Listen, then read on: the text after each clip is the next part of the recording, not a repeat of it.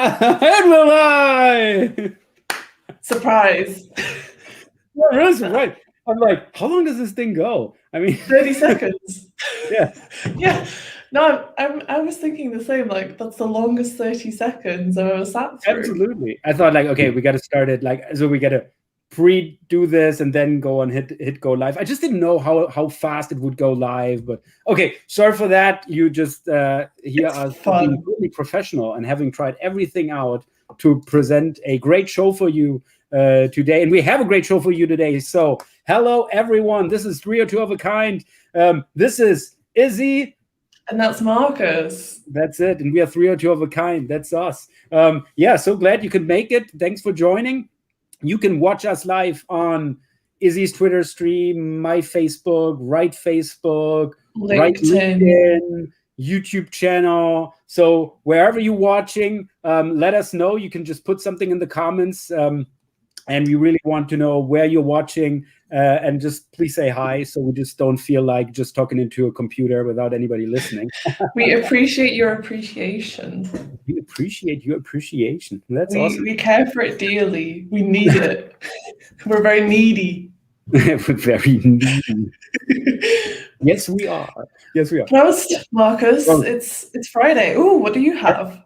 Yeah, I have Riesling here because actually, it's just a leftover bottle. So I was like unprepared and was like struggling to find something really quick. Yeah. So cheers to you. Cheers to everybody out there. Prost, happy weekend. Oh, that's actually very good. Nice. So Alex is watching on LinkedIn. Hello from Munich. Hello to Munich. Hey, Alex. Sascha Leo Stücker. Hey, Sascha. Hi, Sascha. He's also watching on LinkedIn. Also if you're watching, please say hi. We know you're watching because we can actually see this. So it's quite a number of people here. So it's awesome. Yeah, I love it. And we have a great show for you today. We really have a great show. And I say this with full confidence because it's about a topic I know shit of. This is really a topic I'm not good at. I don't know a lot of stuff, but we got the guy that knows the most. He's, so to speak, in the Olymp of SEO gods for this specific technique. It's about news SEO and obviously also Discover, which is a really sought after traffic channel for news SEOs these days. Obviously, we got William Sears joining us. Servus. That's awesome. Hey, he's watching on Facebook, and we got Maximilian Prost. Servus, Maximilian is also here. He's watching on LinkedIn. He's actually the new chief of marketing for Everdrop, I think. Wow. For the new job. Really cool. Yeah. And as you can see, lots of SEO Oktoberfest brothers and sisters tuning in. That's awesome because our guest today is also a SEO Oktoberfest alumni. Where we have Konstantin Saka too. Hello from Munich. Awesome. Also a very big news SEO because he's doing this as a head of SEO for Ippen Digital Media. We talked about this before. One of the top 3 online news publishers in Germany. So he also knows his shit and evidently also way more than I do. Yeah, I suck at it. I mean, like, really, how would like on a scale from 1 to 10, how confident are you in regards to news SEO? I would give me a solid 2. Oh, that's low. If you're giving yourself a 2, I'm giving myself a 1. I've helped news sites out with their SEO, but I've never driven it.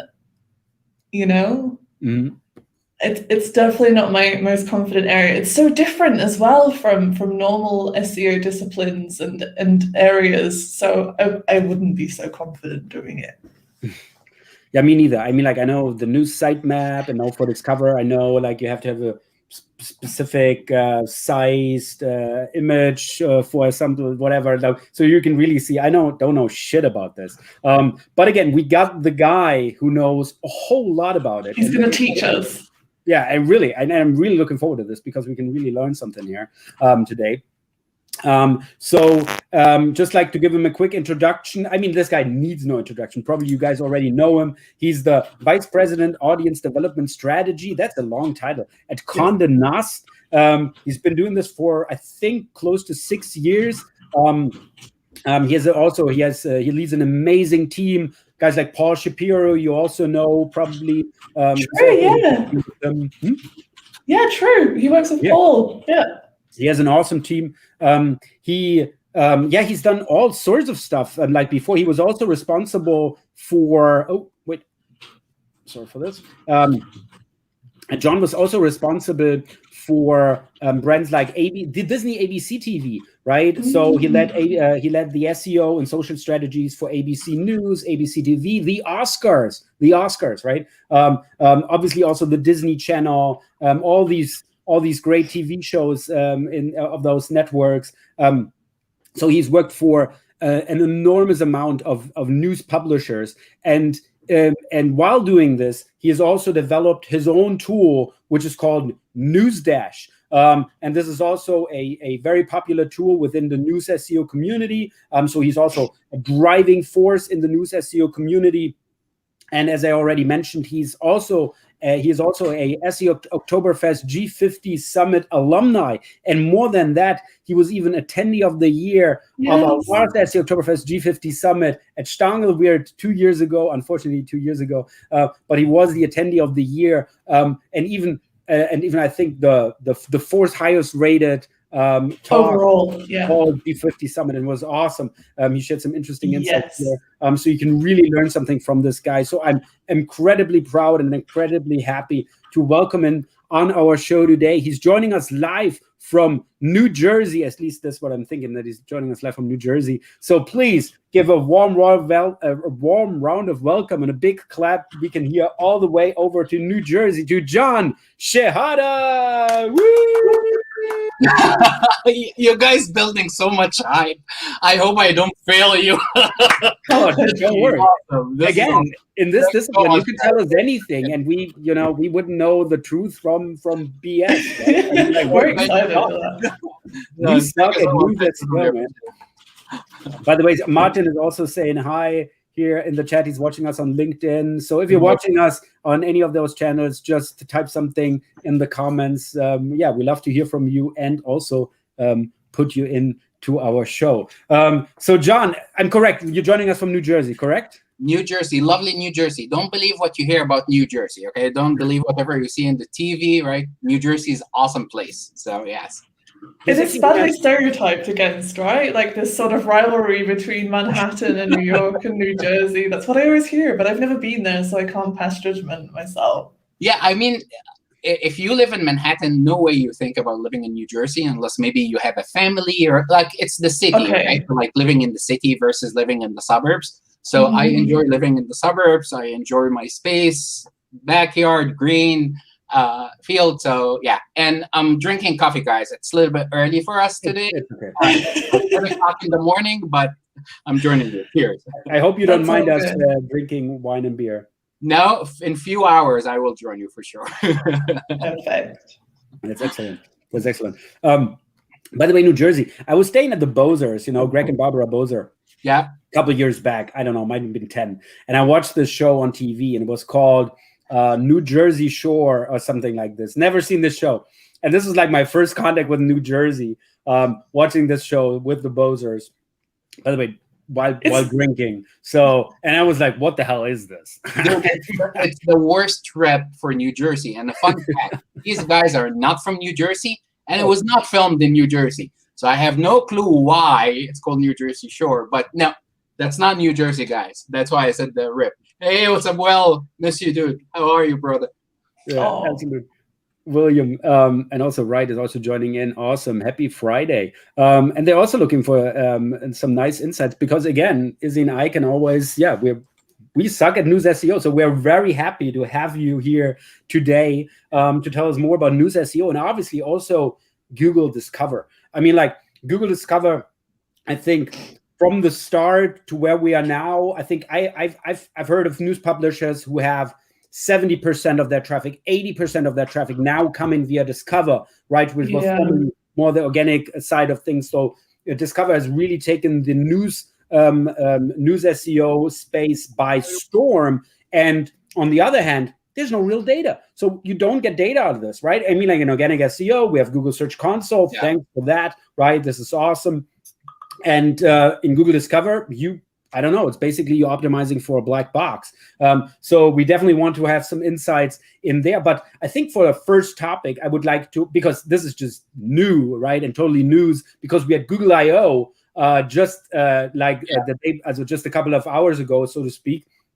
And we had some amazing, things. We heard about Lambda, we've heard about Mom, and all that other stuff, which is really interesting. So my first question to you guys, I mean, I even haven't talked to Izzi about it yet, but did you guys watch anything of it? Did you watch the keynote? Did you watch any of these sessions? Usually every year I watch. This year has been like bananas, so crazy, and like my schedule is like insane. But I'm looking forward to actually watch all the recorded sessions. I hear there's like 2 or 3 great sessions out there. But Condé Nast was one of the presentations. So Google is launching a follow button for brands, where you can say, hey, I love Vogue so much, or I love Wired so much, and then you start following them, and you see Vogue and Wired in your feeds and Discover feeds and so on. So they're enabling a new feature where you can follow brands. So we're part of it. Yeah.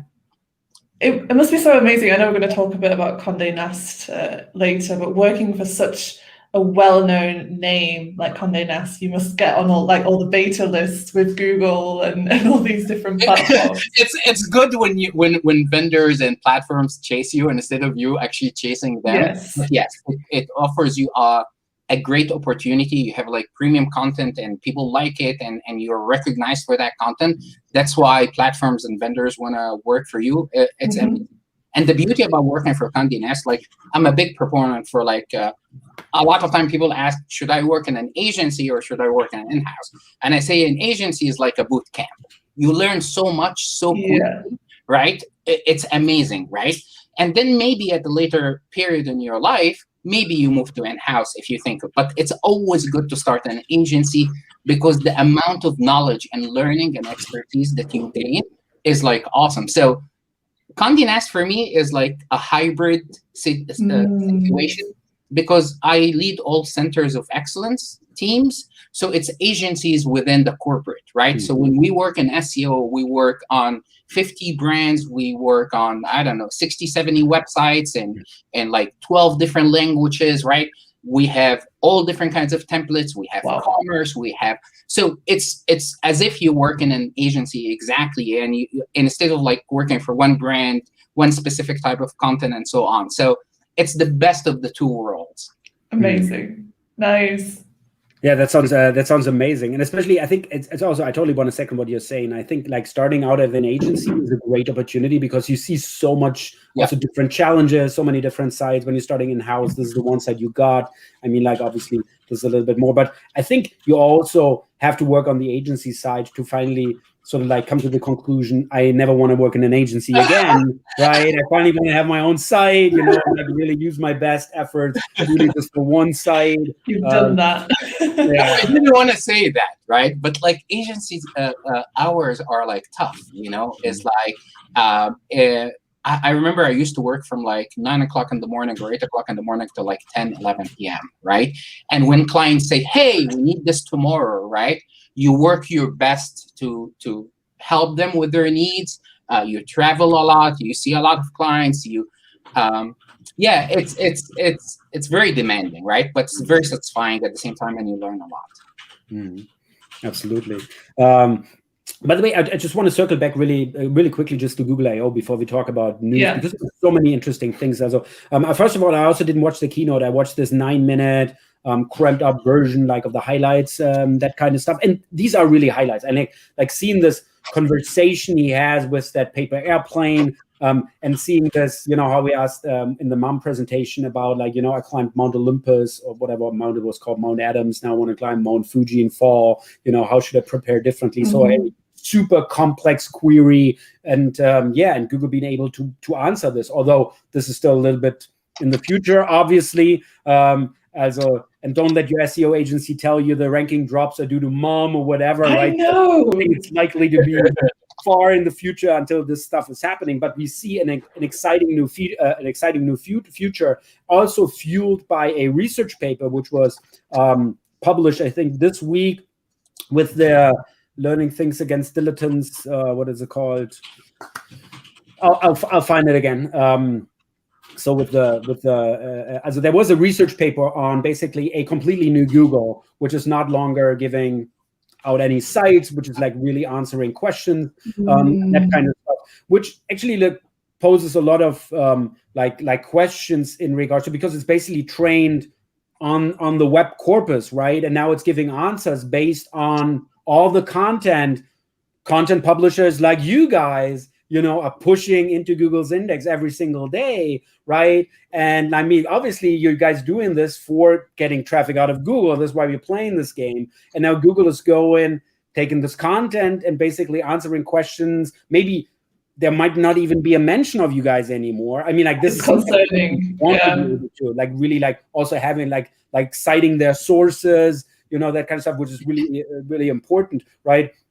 To really assess, is this a trustworthy information? But like really, they're not going to be any clicks anymore. So I think this Google Webmaster Publisher contract is, in a sense, a bit broken. Yeah, and I think it's a very interesting strategy.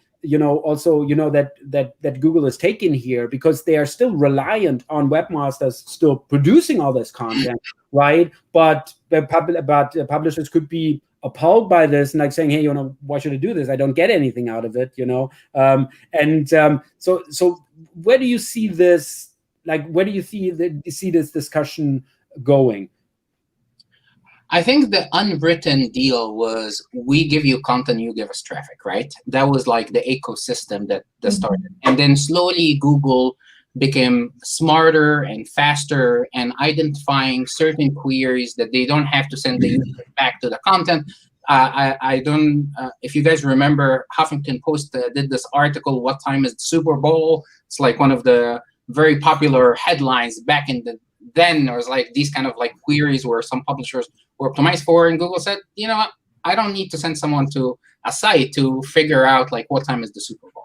But then it started evolving into like, I'm going to give you the steps, and I'm going to give you the pictures, and I'm going to create guides out of publishers' content. Now we have travel guides, right? And later we saw the review, right? It's like when you search for like certain products, you get a list of all the reviews in one place and so on. So the second click and the third click is something real, and the 0 clicks, right? And there is a lot of studies. You may agree with some of them, may not agree, and there's a lot of debate, right? So, but it's definitely impacting publishers, right? So there's a couple of things I would say. I would say in Europe, I like what they're doing. In France and Spain, right? The deals with publishers and Google that they pay for their content. So I think eventually US might get there someday, but not sure. This is the first thing. The second thing is like display revenue is very cheap. If you are dependent on revenue from traffic as display, you are in a very dangerous situation, right? And as we go further and further, you have to build other revenue models, right? So, and the third thing and the last thing I would say is you have to diversify your portfolio. If you're working on stocks, right? If you're buying stocks, you don't put all your bets on one stock and say, this is how it works. So remember when we said Google stock. Yeah, not the actual stock, but like traffic stocks, right? Like, do you remember Facebook when they were driving like 50%, 55% of publishers' traffic a few years ago, and publishers were like, it's addictive, right? Expanding social teams, working on it. This is the thing, writing for social, right? And then suddenly, overnight, Facebook decided, I'm no longer sending all the traffic. I'm going to focus on family and friends, and boom, overnight. Publishers lost 60 to 70% of their traffic, right? This can happen, and this is real. The only two assets a site owns, regardless of publisher or not, are their email subscribers and their app users. And with apps, there's a lot of friction. And even with apps, you can be removed from the App Store. But with email subscriptions, you have to think about valid strategies to get users from one and dones to multi-touch points, right? How you can get them into the journey. Email subscribers, and come more frequently to the site, so you own that relationship and not be dependent on other external sources. So that's my view on it. Great Makes point. sense. Yeah, Yes. absolutely. Makes a lot of sense. And I like the point, like really, like how do I get them really to give me their email address? So I really have like finally a real connection. With them. Yeah. And by the way, we also see this with Amazon, right? Amazon not even giving you, when you're selling on Amazon, you're not even getting the data of your customers who are actually buying from you. I mean, like seriously, like, what the hell? Yeah? Crazy. Yeah, you can do this if you're a monopolist, right? But everybody else, whatever. And this is the same logic, right? How can I really get in contact with my customer, right? When I don't get that data anymore. We got Frank. Hey, Frank. Glad you joined us. Hey, Frank. He's in the chat and he's asking. He's watching on Facebook. With countries getting Google to pay for news use, will this happen globally? What do you think, John? I think it's going to be country by country. You guys remember what happened in Australia, right? And the whole talk were like pulling out, and then they sat down and started having a talk and making deals with publishers. And the funny part is, like, you are a news publisher, you are not. We're going to make a deal with you. We don't consider you to be a news publisher. So if you're a lifestyle magazine, for example, now that's not news for us, right? So we're going to make like deals with like hardcore publishers, right? Breaking news and stuff like this. I think it's going to be country by country, case by case. So, but I hope it can come to US soon because it's really tough, especially for like new publishers, right? Or small publishers. That's mainly the revenue they have. Like, you don't want your local newspaper to go away because they can't get traffic and they can't make money on display revenue, right? And then you're going to only be left with very niche publications or very big publications, right? So the small ones, the local ones, may disappear in the near future, right? Or so. Jesus. My last point regarding Google I/O, also something I did watch was actually the 15 minutes from John Mew. And John Mew had a great session about, what's next in search. Actually, a lot of stuff which is like a little bit focused on beginners. He was like explaining the crawling, the indexing process. All right, so you really got to watch 10 minutes, but those were really insightful because first of all, he was giving some stats and update about HTTP 2 crawling, which has started just in November 2020, and they already have 50% of URLs they're crawling via HTTP 2. So this is just amazing in such a short amount of time. And the other thing that it actually saved them, I think up to 60% of resources by crawling via HTTP 2. So this is really good news. Yeah, definitely. We have the Schemarama. Yeah, I love the name. Awesome name. Me too. Awesome concept. Also very interesting what Google has been doing here. And what I also liked was the video key moments. You now see regularly in the SERPs with YouTube videos. You can like really see, at what time they're going to be talk about a specific topic. So this is really helpful. Obviously, so you have this clip markup where you can do this really easily, like updating your clips to really say where something is happening. But what's new, and this is also an exciting new opportunity, is the seek markup. So you can basically outsource this to Google and say, hey, seek markup, why don't you do it? And Google has become increasingly well at you also understanding the videos. You can also see this if you go to Google Meet. And then you activate the voice. What is it? Untertitel. The subtitles. The subtitles. Thank you very much. The subtitles. You can see how Google has been getting, and actually Google Meet has been an incredible source for this voice snippet mining, which is like a little bit of the gold of the search industry, so to speak. And you can really see, like with the seek markup, I think this is a great thing. And if you are publishing YouTube videos, you definitely should check this out and mark up your videos accordingly. So it's like, watch the 10 minutes with John Mew. It's definitely worth your while. But now let's talk about Google News and Google Discover a little bit more, and especially also about your tool, because you've actually created your own tool, which is Newzdash. It's been around for a while, but I think just in the past couple of months you did some exciting improvements. I don't know what I'm allowed to tell, so I will let you tell everything about it. Sure thing. And before I start talking about Newzdash, I'm very fascinated by the history of search, right? So it's like, I think for us, we worked so many years in search. So the first time Google did, to my knowledge, the text recognition or voice recognition to text was in the Obama elections, right? So they enabled this on his videos, speeches on YouTube. That was the very first time. And the first time Google recognized the importance of images in SERPs, you guys know when? What? With the dress. Yes, there you go. Jennifer Lopez. Yes, there you go. And then the next day, they found millions and millions and millions of people searching for it. And they said, Google Images is such an important thing. So it's always like culture comes impacting the SERP and so on. So it's very fascinating. But just like, I love these kind of like great stories. Yeah. So I have been working in news for 19 years right now, right? Long time, right? And ABC News, ESPN, even I optimized Reddit at a certain point, and so on. So I'm fascinated with news, and it's like almost like PPC, where you do something and you see the impact immediately, versus SEO, where you see the impact a little bit later in the game. So there is that concept of instant gratification, right? So I'm always fascinated with news. Through my whole life, I have been working with a lot of tools and vendors, giving them recommendations, building tools for the companies I work for, and so on. And I noticed that there is a big gap, right? Because the traditional SEO tools are all focused on evergreen, even with search volume, right? You get something like based on like the past 12 months, right?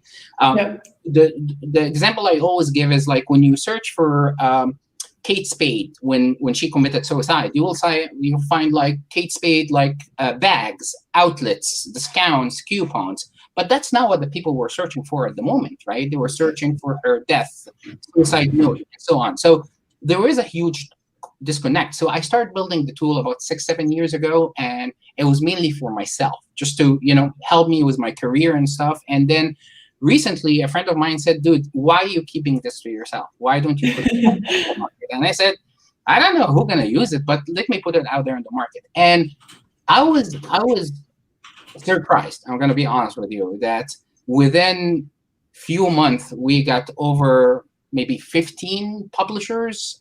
5 of them are the top 5 publishers in US, or among the 5 top publishers in US. And so we keep developing the tool, and the tool is focused on 3 things. One is like what's happening out there in the market and in my niche, right? So it's like, what should I be writing about? What the people are talking about? What are the emerging stories?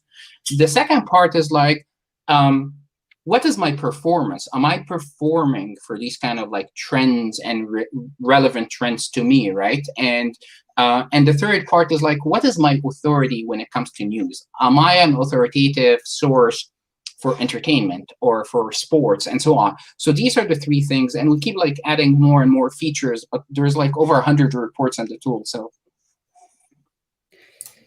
we saw it recently as well. We took it for a spin and we were just amazed. And I think because Write isn't really a news outlet, but it's still like incredibly insightful as well for non-news websites. So this like topic and entity analysis is awesome. Thank you. Happy to share some stuff with you guys if you want. I would definitely want to have a look in the tool, but I really want to dumb it down like 1 second really quick, like really for a viewership. Like if somebody's like really, because now we're already like very high level, I'm a news organization, I'm in Google News, I got an authority, but let's say I'm small news publisher, I'm maybe even a blogger. Can you like share like 3-5 quick tips on how really get Google News going? Okay, so when we say Google News, I just want to make sure that we're all using the right anatomy or taxonomy or terminology, because we call Google News on everything, right? Google News is news.google.com, and it sends about maybe 3% of traffic, right? So it's not like a massive amount of traffic. But top stories, or as you call in Germany, the news box in Google search results, right?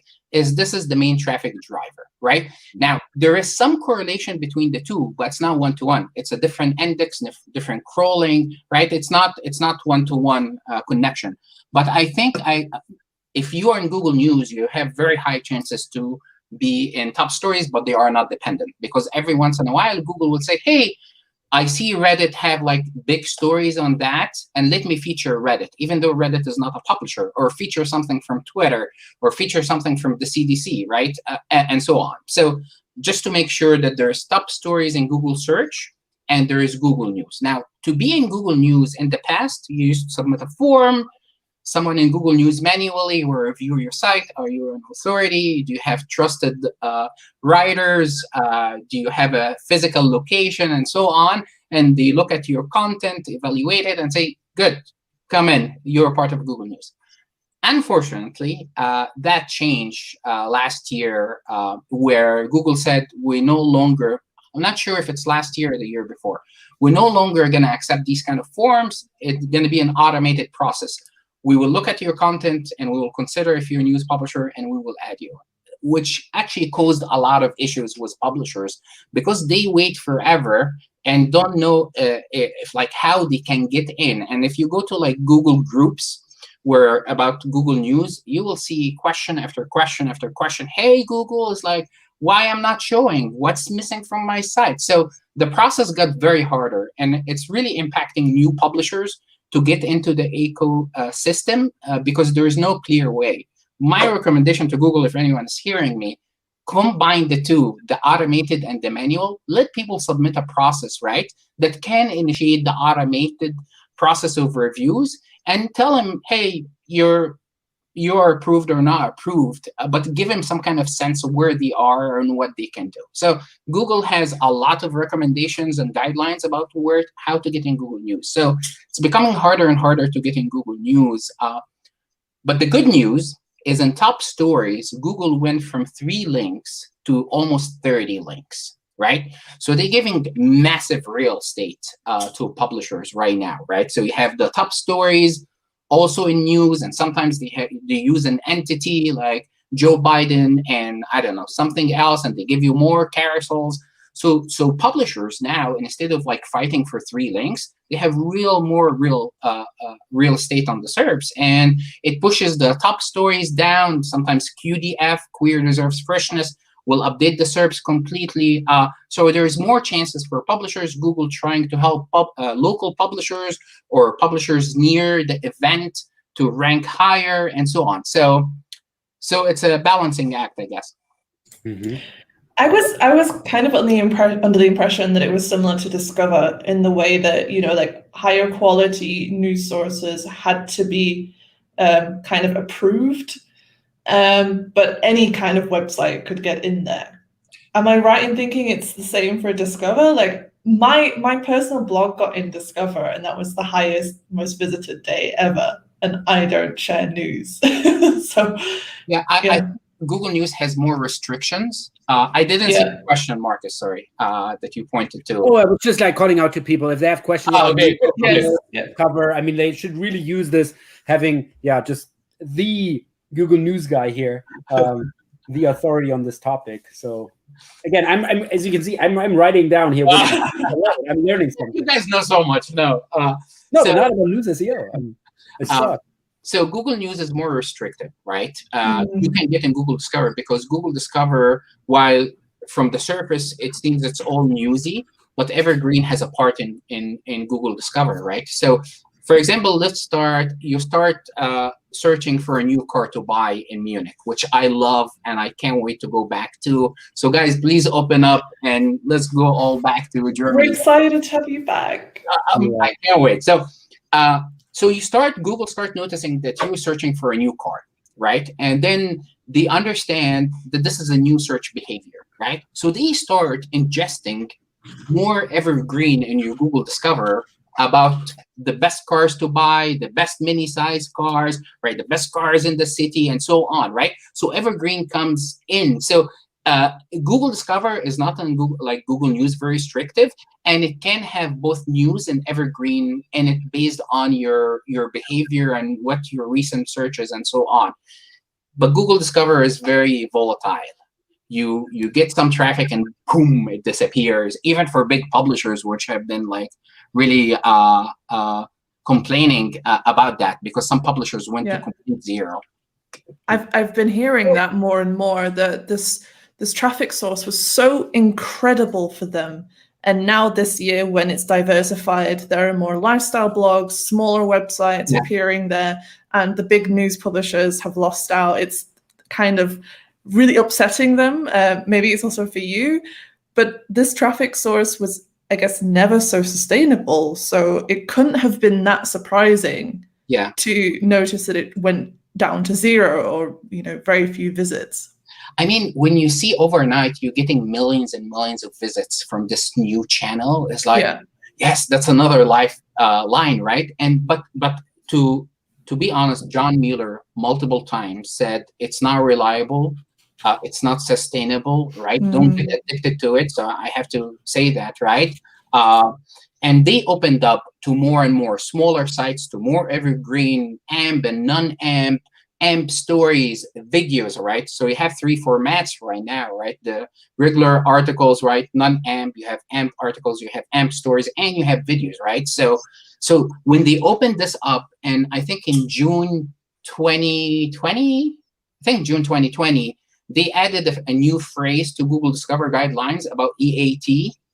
So now EAT is, in my opinion, a big factor in Google Discover. So they evaluated very similar to news and other elements. So it's becoming harder and harder to do well in Google Discover. So do you think being in Discover could be a clear sign to a website that they've surpassed that kind of authority test? That if they're not in Discover, it's kind of showing, but they should be. It's kind of showing that they have a lot of work to do around their EAT signals. It's like rich snippets. If you don't have rich snippets showing, maybe I have an authority. Didn't John Mueller recently said that each page has its own quality pass or fail kind of a thing, right? So I think there's 2 levels. The site overall, right? Are you reliable? Are you authoritative on the broader topic, right? And then for each page, is this good quality content for the user or not? So I think these are the 2 levels. I created a tool. You can go check it out. It's called gd-.com, GD as in David, -.com. And the idea behind it is I'm trying to help publishers understand their authority on each entity. So John Mueller and Google said there is no way to optimize for Google Discover. And it's true, right? There's certain technical requirements, right? High resolution images and so on, so forth. But I said, okay, the only way, in my opinion, to optimize for Google Discover is to understand your authority on the topics, entities, and concepts, right? And it's like, if this is working for me, let me do a little bit more of it, right? Because Google already recognized you for that specific entity. So that's what we do. I use Google technology, right? NLPs, natural language processing, content classification, and so on, to highlight is like, here are the entities that is really working for you, and we start tracking what's the lifespan of these articles, how the CTR impacts or title impacts CTR, the image impacts CTR, and stuff like this. Because right now there's not much information, even in Google Search Console, it's just very minimal. So I'm just trying to help. It's in beta product, and hopefully it's going to be open to everyone. I just put in the link down here. You can see it in the comment, gd-.com. So sign up for early access. I've already seen it. It's really nifty. It's really cool. And also, I think you just touched on this, like entities. I think with Google Discover, this is the most important aspect. I think entities that really Google like wants to see. Can you elaborate a little bit on this aspect?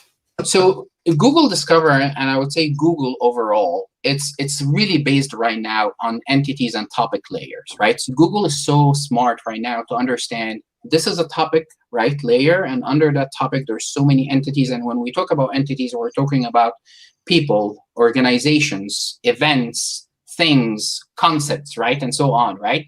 And so we keep talking about keywords. Keywords are important, don't get me wrong, but now you need to focus on entities. You need to understand entities. A lot of people focus on word count. Oh, I wrote an article that is 10,000 words. That's awesome.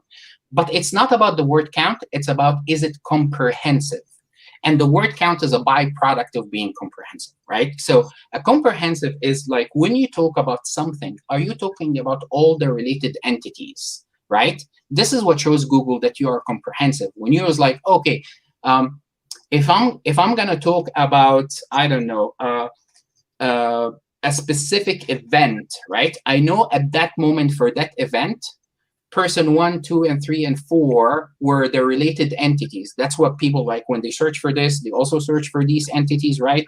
Something happened at this event. These are the top questions that people ask about this event, right? So this is being comprehensive. It's like, how can I boil an egg, right? It's like, that's my silly example, right? Google is expecting that you're gonna talk about easy breakfast, quick breakfast, right? Eggshells, stuff like this. This is how you connect all the different concepts together in one article. So it's not about word count. It's about being comprehensive and understanding how entities relate together for evergreen overall and for news at that specific time. Does that make sense? I hope Yes, perfect. Okay. Yeah. As you touched upon the NLP API, and I think this is a good tip if you really want to challenge your content, you know, how well you're written towards a specific entity, you can use the NLP API from Google, which gives you a quick view on what entities have been discovered and which seem to be very important for this specific topic. So I think this is a great test, a great API to run this against. Can I say, if you don't have budget, right, and you can't use Google natural language processing, there's Watson, IBM. It's a little bit cheaper than Google, and you get more free credit. And they give you not just the entities and the content classification, but they also give you keyword phrases. So it's okay, right? And then there is a library called Spacy, SPACY, which is an open source library for natural language processing if you don't want to pay for it. So you have a lot of options there to test around your content. Yeah, I never want to pay for anything, so pretty well. Yeah. So since you gave a couple of very good tips regarding Google News, can you also share some more tips on like really like how to tackle Google Discover? Like what should you what should you do beyond, you know, okay, I'm writing for these entities, but I'm basically waiting for Google to discover me as an authority in a specific field for a specific entity, displaying me in Google Discover. But is there something I can do proactively to sway Google to give me a little bit more airtime on Google Discover? Sure, absolutely. So I wrote this extensive thing about Google Discover, and I recorded a video, and I have the slides all as well in one place. So, and I spoke about how would you optimize for Google Discover if there is a path to it, right? So I spoke about understanding your audience, right? Can you understand your audience? Because it's all audience-based, right? It's like what they are interested in, delivering quality content, high-quality visuals, optimizing your mobile, and AMP is not a prerequisite, but so far, about a month ago, I found that 60% of the content is AMP. Things are changing, they're shaking a little bit right now, but you need fast content and you need engaging content. I found a relationship between time spent on content and Discover. So your content has to be engaging in a way, right? Understanding AAT, we spoke about AAT, and it's becoming like a new signal in Google Discover. I did multiple studies, correlation studies between buzz factor and Google Discover, right? I found a strong correlation in US between Twitter engagement and Google Discover. Whenever content is performing well in US in Twitter, usually it's also performing well in Google Discover. I'm not saying it's a causation, and we know the whole thing, causation correlation, right? But it seems like this is a good signal, right? Now the problem is, so I'm anticipating there's something called buzz factor, right? This is making the rounds on public social platforms. But if we talk about Germany, for example, Twitter is not that big. So I was thinking, right?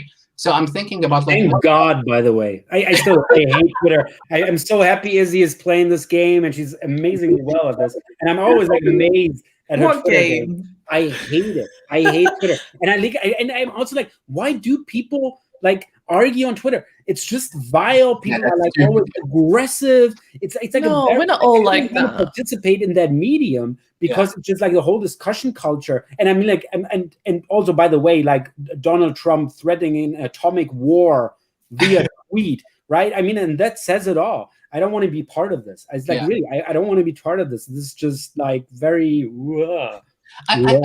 I think Twitter is amazing if you know who to follow and which tweets to get, right? Because there's an overwhelming amount of information.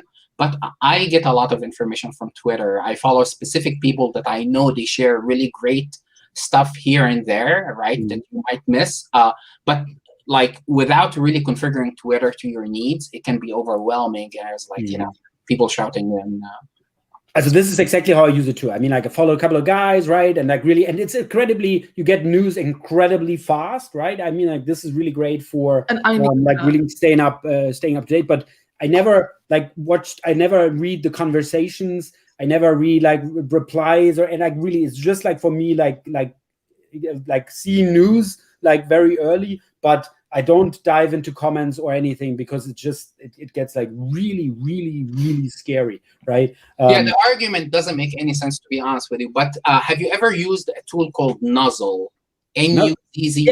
Yeah, I had this, and it's not longer working. It gives you like a digest of it's working for me. Is it? Oh, I don't know. I use it all the time. That's news to me. It's no longer working.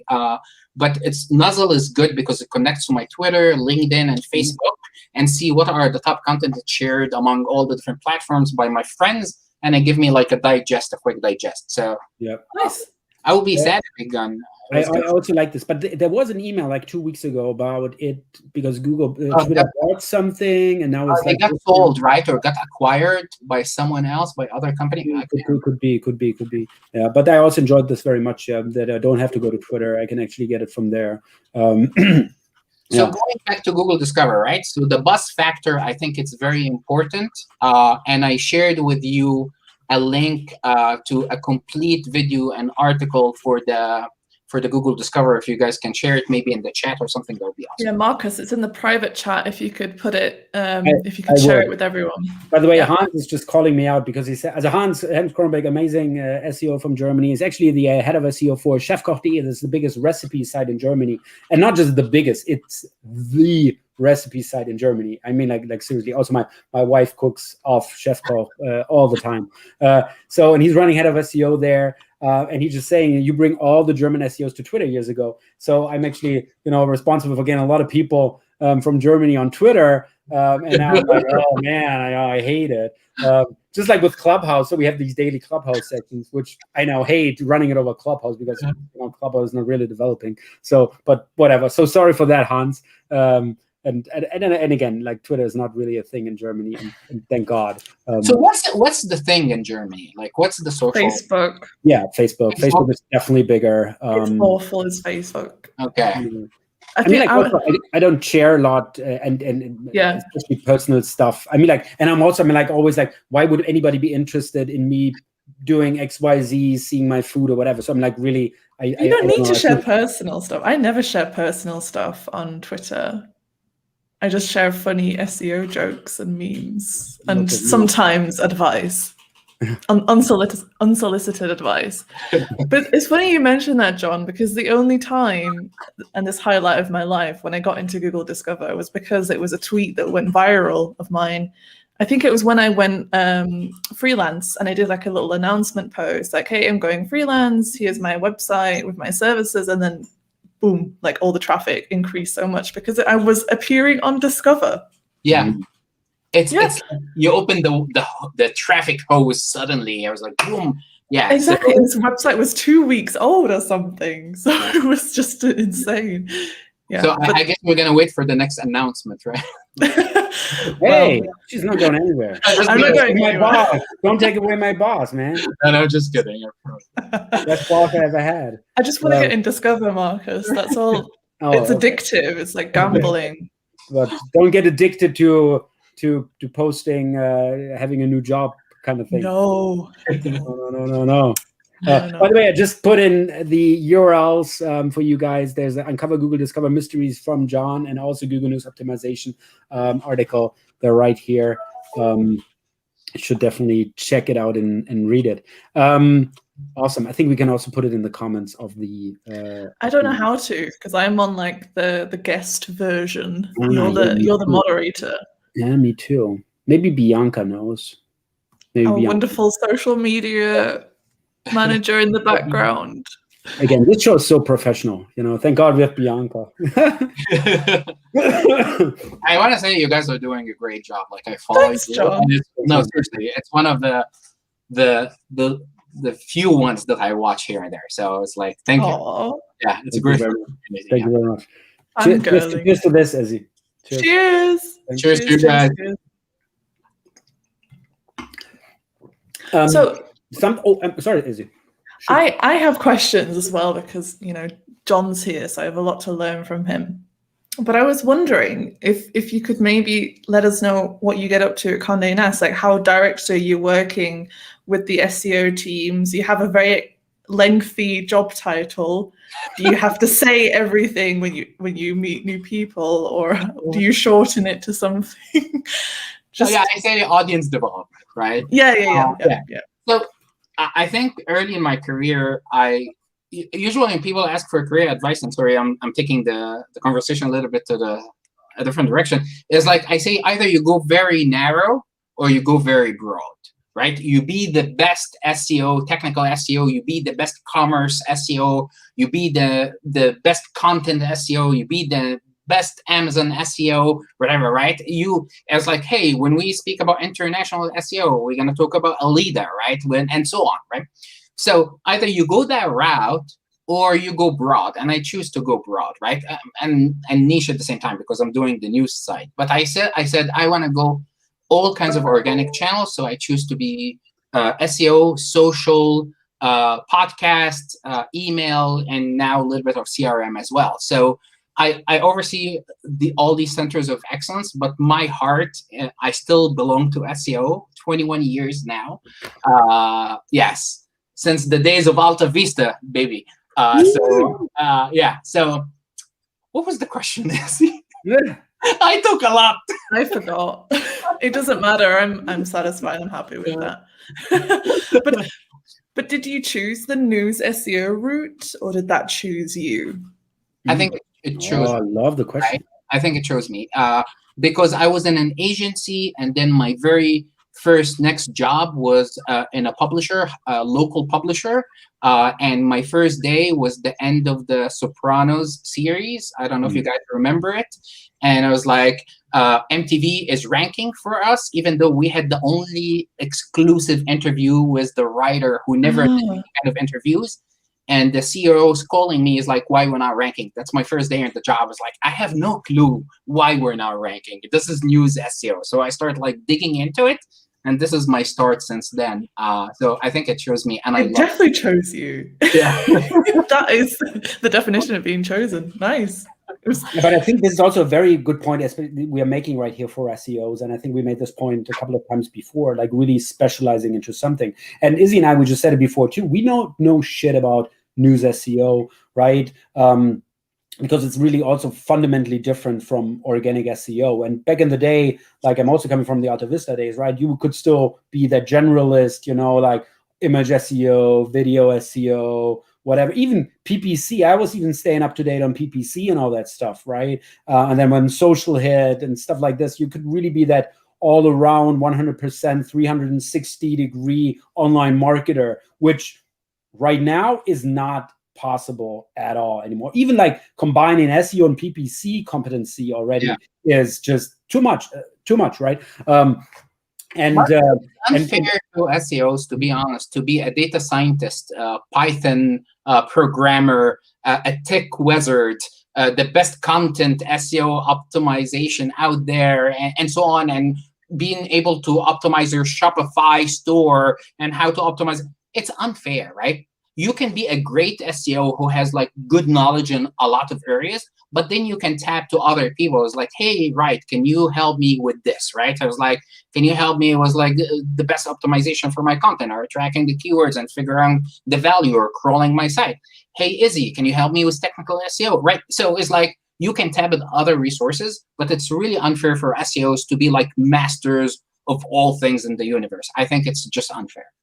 Yeah, absolutely. Yes. Yeah, and it really pays to be like known for one specific industry. I mean, like we have image SEO. We have Martin Missfeld here in Germany, who is like the image SEO god. He wrote the book. He literally wrote the book on image SEO, right? And also with news SEO, we have Valentin here in Germany, who's very well known for Google News and Discover. And really, if I talk about Google News or Discover, like your name pops in my mind immediately. And I just met him. He's an amazing guy. We just met like a couple of weeks ago. Yeah, an amazing guy. Yeah.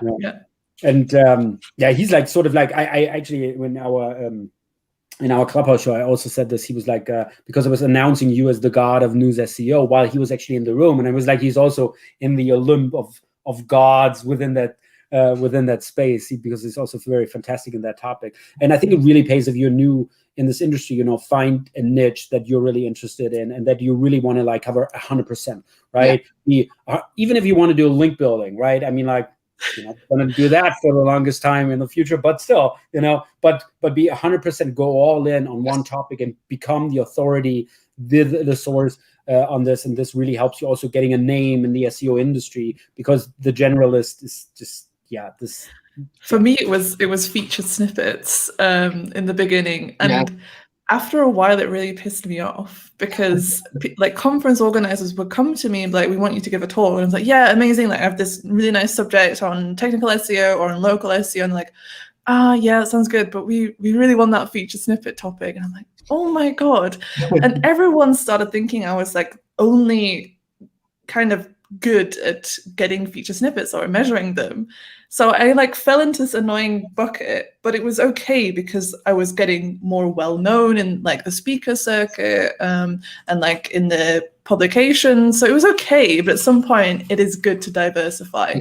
Unless it is a broad enough topic. I think like maybe news SEO or image SEO, where there's many different unique parts to also specialize in and to keep learning. It depends. Yeah, definitely. By the way, Frank is asking in the comments, will local city newspapers survive? And what is the future of journalists? It's a very broad question. Thank you, Frank. That's the fear, right? Is like because they don't have much revenue, streams, right? And it's all dependent on like these local advertisers, right? And the economy is not like in the best shape, and they're not showing well in Google. So to be fair, Google has done a lot of programs to help like small publishers here and there, and they're like ingesting money into their publications or helping them with technology and stuff like this. But it's a true concern, right? Can they survive if the traffic is not there, right? Can they survive, right? So I'm not sure. I'm optimistic still. And maybe the question, can they survive by themselves alone? Or, for example, because, I mean, we have Konstantin Zaka here in the chat as well, and he's working for IPM, right? And IPM has 80, 200, whatever, how many brands, right? Also lots of local newspapers. And Jan is extremely good at, you have this one engine which is running all of those, right? And like really using these effects of basically combining all these little newspaper into one publication, cross-publishing stuff, interlinking stuff, and which really made him excel here in Germany, becoming one of the top news publishers in Germany overall. So, I mean, so they've done this spectacularly well, of having all these little newspapers basically and combining them into, for my kids, I had this book with the little fish who was like taking on the big fish and couldn't do anything. So he brought all his friends, and the small fish like swam together looking like a big fish. And do you know this? I don't know the name of the book. I'm sorry. So it's a very famous book, but apparently I don't know the name anymore. I agree with you, right? Can you survive by yourself, or do you have, to find something, or like find other people that you basically combine this Like, I think we're gonna see more of these kind of media groups or like smaller publishers coming together in one like entity, and I hope this happens. So yeah, I agree. Although this also, I mean, like from a journalistic background, right? This also has some implication on, because if I now go into the big group, right? I'm writing. I'm a conservative. I'm a little bit more liberal, right? And then I'm now part of a larger group, part of a larger picture. Do I still have this? I mean, like, obviously being not independent anymore can also have some can generate some problems. So it would actually be nice for a local newspaper to be able to survive. But I think it's incredibly hard for them. And just getting good people, right? Getting a good news SEO, especially if you're a very small newspaper, would be incredibly hard. So I think what you're saying is probably the future, that people have to, that it has to be combined in some sort. By the way, Lily's also watching, saying, "Hey, John." Hi, Lily. Hey, Lily, great you're watching. I also wanted to touch upon something. We're already over the hour. I hope we're gonna spare some extra minute, because it's so great to have you here. I'm just not like thank you guys for have you go here. You also touched upon AMP. So I mean, I'm an AMP fanboy, right? I mean, like, obviously I know all the other cons as well, but as a basic concept, I embrace the concept of AMP. Now there's news that you don't necessarily need AMP anymore to become the top stories, and there were even people now saying, "Oh, now we can forget about AMP altogether. Scrap that, because you don't even need it for the top news stories anymore," which I think is a little bit short-sighted. Yeah. To argue like this. What are your thoughts on AMP? So AMP, we call it AMP, by the way, but it's okay. AMP is you can say AMP as well. AMP, PMA. So, AMP, I think it's by the way, Lily just published an article. And she quoted John. Thank you. Lily is awesome. It's like one of the true friends I gained through like the pandemic. We we met before that, and like our friendship got stronger through the last year and a half. So I'm thankful to have great friends like Lily. I think this is the article. I'm just trying to find the article so I can just display it real quick for you guys, what Lily is talking about. By the way, I totally second that, because actually the first time I met Lily was actually also here on the show on 3 or 2 of a Kind. Like, nice. The first time we actually met. Yeah, really cool. So this is her article. I hope it's the one. I was just like looking, searching the journal real quick, looking. Oh, there's an AMP article. So this should be the one. So check it out.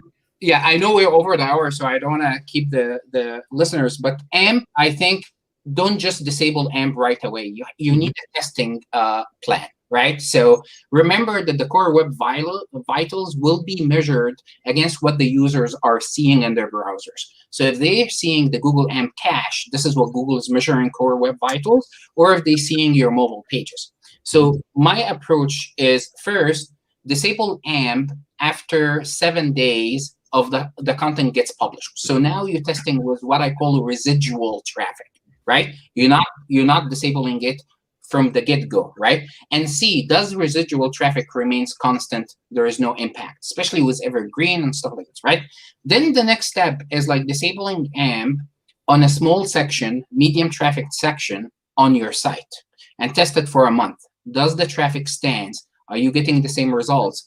Maybe your traffic goes a little bit down, but your conversion goes up, and you're making more with less traffic, right? Once you establish this, you go to the next phase, right? And disable more and more AMP pages on your site. So, but you have to do it gradually, and you have to test and see if it's working for you or not. Don't just go like, trigger happy and disable all AMP of your site.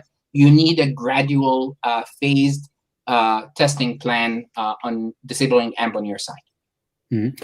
How are you guys at Condé Nast handling AMP? By the way, we got an angry reaction from Christian Kaiser. So seems to be he's either not the AMP fanboy and like calling me up for being an AMP fanboy or whatever. So Christian, let us know your comment in the comments. What made you angry? That'd be nice. Yeah, but how are you guys at Condé Nast handling AMP? Exactly what I just mentioned right now. We're testing it a phased approach on some brands, and we'll see how it goes. And we, at the same time, we're working very hard to enhance our core web vitals and our mobile pages, right? It makes sense to invest in your own stuff and your own pages. I'm not pro or against AMP. There's a heated argument over the internet. I was like, I use whatever is available to me. Whatever works for my client, whatever works on the site, right? I'm going to utilize it, right? But there's a lot of discussion, valid concerns about AMP and so on.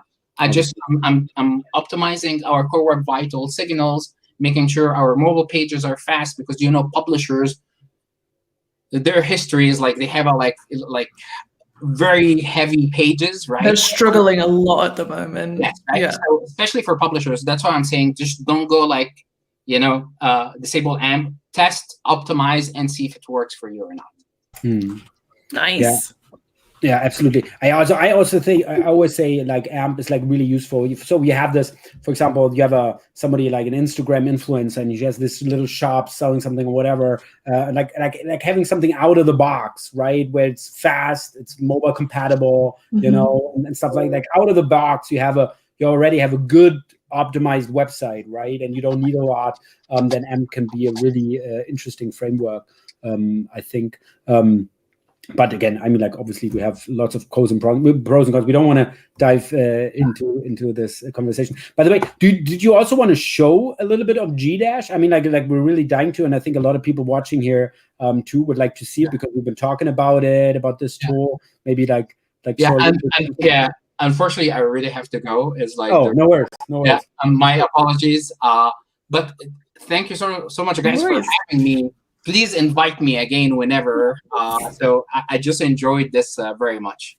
Awesome, dude. Thank you so much for coming into the show. Really, this was really insightful. Again, especially with topics like these where we really suck at it. You know, it's really to have the expert, the worldwide expert on this topic here in our show. And I hope everybody watching also enjoyed the show, learned a little bit of something. If you want to get in touch with John, you know, again, we heard this available on Twitter. I think that's the fastest way to get in touch with them. Definitely check out Gdash or GD-, the new Google Discover dash.com.